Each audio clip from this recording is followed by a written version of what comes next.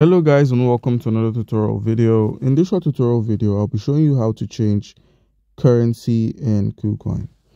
Alright, so in order to change currency on the Kucoin mobile app, it's easy to do this. Your first step would be to actually open up the Kucoin application.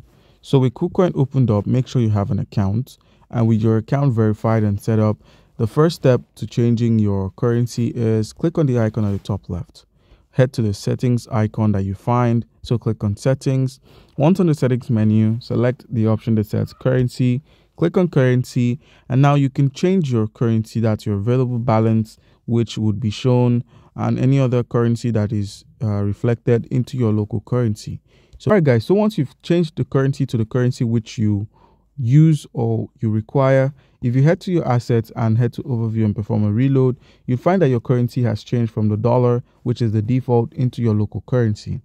So guys, that's how you can easily get this done. Comment down below if you have a question, and don't forget to like and subscribe. Thank you.